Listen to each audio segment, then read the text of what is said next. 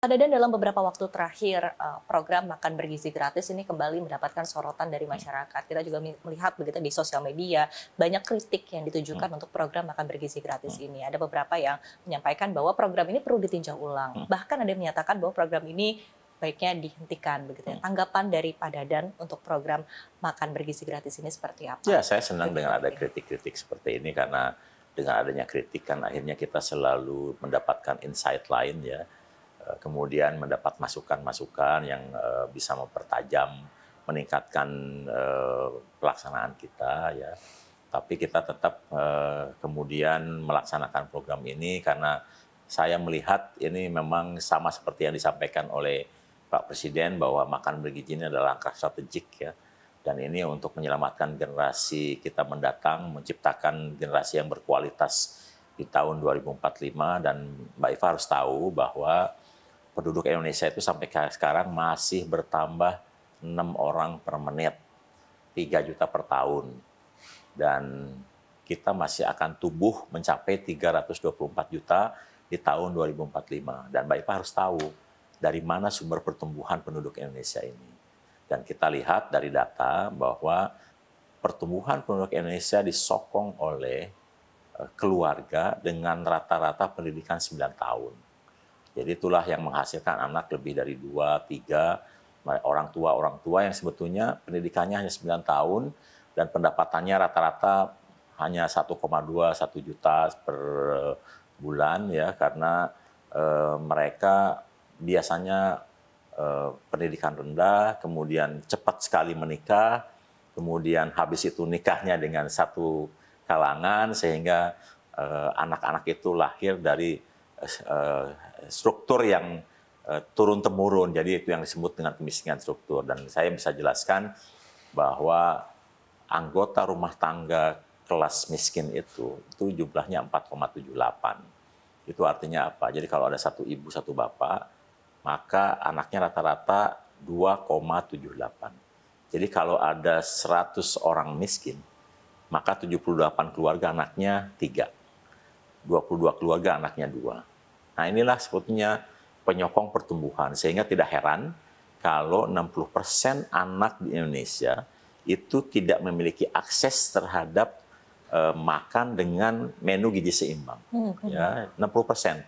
Sehingga tidak heran mereka itu makannya itu hanya kadang-kadang nasi ditambah bala-bala, tambah kecap, tambah kerupuk ya, kadang-kadang mie ya gitu.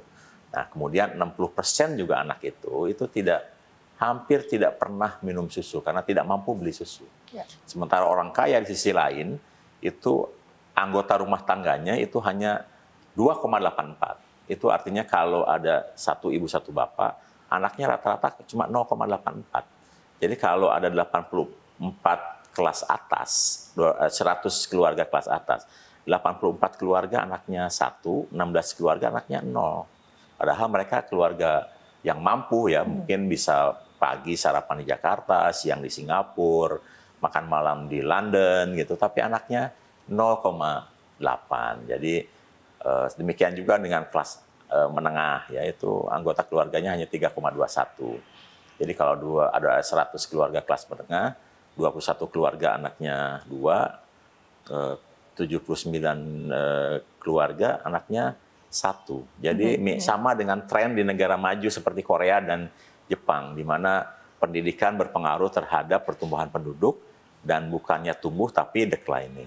Ya. Nah, Indonesia itu memiliki tantangan besar karena keluarga ini masih diisi oleh keluarga kelas miskin dan rentan miskin. Ya.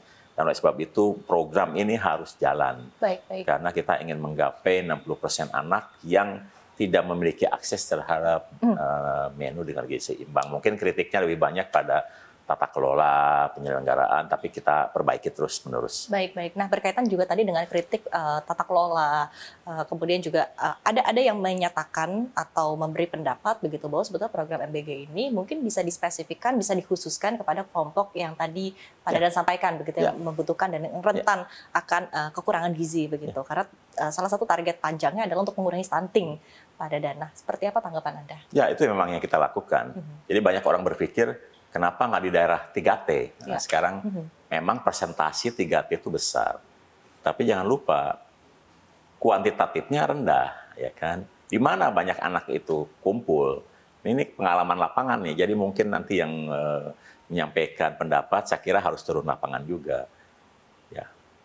Jawa Barat itu penduduknya paling besar. Jangan dianggap Jawa Barat sudah maju. Bahkan daerah yang tidak jauh dari Jakarta, itu banyak anak yang kekurangan gizi. Kenapa? Karena rata-rata penduduk Jawa Barat itu lama sekolahnya hanya 8,8 tahun. Rata-rata nasional 9. Ya, 9. Itu artinya lulus SMP. Penduduk Jawa Barat itu rata-rata tidak lulus SMP, jadi hanya lulusan SD. Dan itulah yang punya anak 3, 4, 5. Jadi kalau Mbak Eva pergi ke Pasir Angin, masuk di satu sekolah, silahkan tanya. Anak itu anak yang keberapa? Itu tantangan. Jadi itu bukan daerah tertinggal, tetapi anak-anaknya itu anak-anak yang tidak punya akses terhadap menu dengan gizi seimbang. Jadi seringkali kita melihat, wah 3T dulu. 3T kan kita garap juga, tetapi kita utamakan dulu di daerah-daerah dengan populasi besar atau disebut dengan daerah aglomerasi. Kita tidak khawatir dengan anak-anak yang sudah di sekolah mahal, karena toh sampai sekarang juga mereka tidak mendapatkan makan bergizi. Jadi kami tetap mengutamakan sekolah-sekolah di mana anak-anak mayoritas itu adalah dari kelas menengah ke bawah. Nah, kalaupun ada anak yang mampu dan bercampur di dalam sekolah itu, kami kan tidak membeda-bedakan kaya miskin. Pokoknya seluruh anak Indonesia berhak atas menu dengan gizi seimbang.